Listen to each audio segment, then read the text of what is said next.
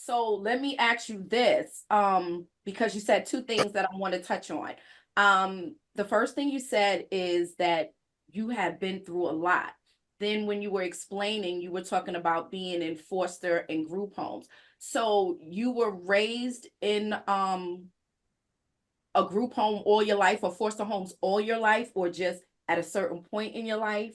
What was How did that come about in your life to be in group homes and foster homes? Um, so when I was 4, I was born in Middletown, Ohio, um, and when I was 4, on my fourth birthday, um, I they took us to the pool because the pool was free in the community at the time, and that's what I did for my birthday. But I couldn't swim; I was in trouble, so I wasn't allowed to swim. So everybody, my cousins and my aunts and my uncles were swimming and everything, but I had to sit and watch everybody swim on my birthday because my stepdad, is a jerk. So, um, but my brain, you know, little grown me at 4 years old told myself, "Nigga, go jump in that pool." Mm-hmm. So Mm-hmm. I went and they ain't gonna keep me from having fun on my birthday. So I went and jumped in the pool while nobody was looking, but it just so happened to be 12 feet, and I drowned. And so in Middletown, there's no emergency like hospital, so they had to fly a helicopter in. It took him. I was down there for a minute. So, and then I guess some little girl was like, "Hey, there's a baby down there," and then my stepdad jumped in, pulled me out, and I was pretty much dead. So they had to fly a helicopter in from Cincinnati and take me from Middletown to Cincinnati to a emergency hospital or trauma hospital or whatever. So that kind of was a start, like, of them taking me from the home. And so from 4 all the way to 21, I've been in foster care. So you Uh, aged out of foster care. yeah, yeah. So I would get to go home, for a time and period, and then I would come to school with marks on me, and they would take me back. I would go home for 6 months, then they would uh my stepdad would come up to the school, hitting on me or beating on me because I got in trouble for something. They would call social services. I would get taken out of the home.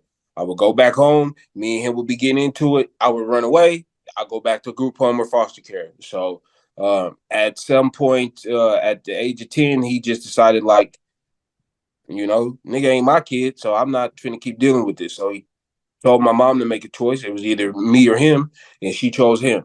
So from that point on, I was strictly in foster care. Was it just you, or did you have other siblings that were in foster care too, or it was just you? Now I got other siblings, and it was just me because I'm the boy. Number one, my other siblings that live with us are my sisters, but I Okay. think I'm the boy, and my mom wasn't gonna leave her daughters. You know what I mean? So I think she at the time felt like I'm not her husband, and I'm causing a rift between her and her husband. So, and I can't take care of her, and I'll figure it out. I guess I'll be able to take care of myself. So I gotta let my son go. But my sisters, one of my sisters is his daughter, so she got treated better, of Of course. course. Yeah. And my other sister, she's a girl, so I think he had a little more sympathy for her mental disabilities because she's schizophrenic bipolar. And I think we all have this kind of family thing that we got going on, stemming from my grandmother. But I think he just had more empathy for her, so it was just me. So how did you feel? How did you feel when your mom made that choice? Like that had to be the root, well, part of the root of your anger, like your mom chose him over you. How were you able, with all of the other stuff that was going on in your head, how were you able to manage that feeling too? Of like, my mom chose him over me. At the time, it wasn't very clear that she chose him over me.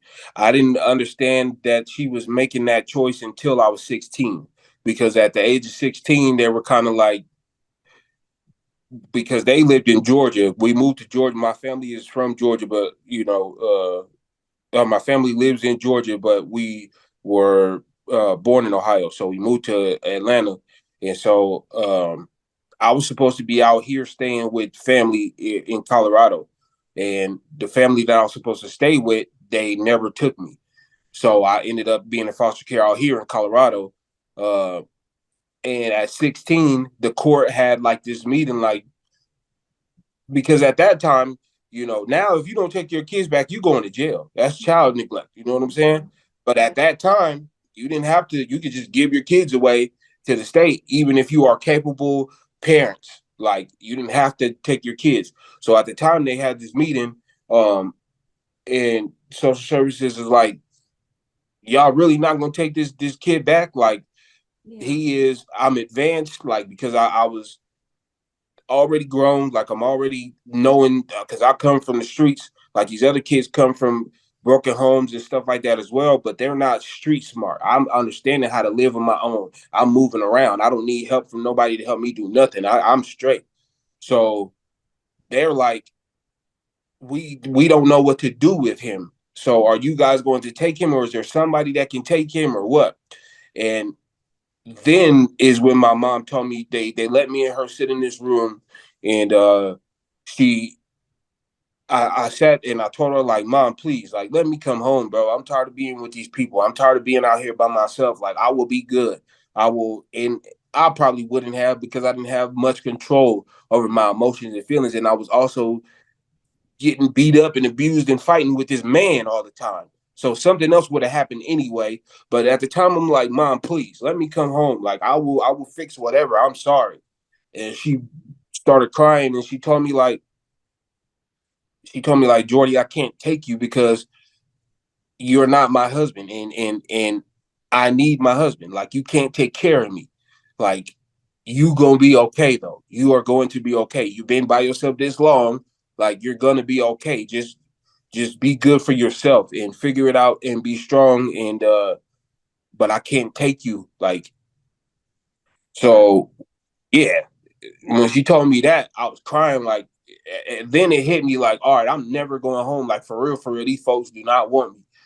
So that's before I'll always, uh to answer your question, before I always moved with the hope of being able to go back home. Yeah.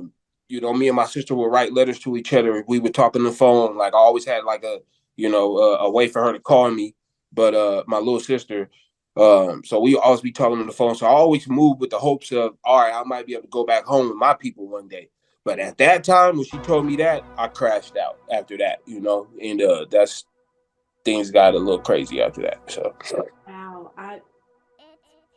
My heart hurts for you because I can't imagine being a teenager begging to be with your family and then them saying like no.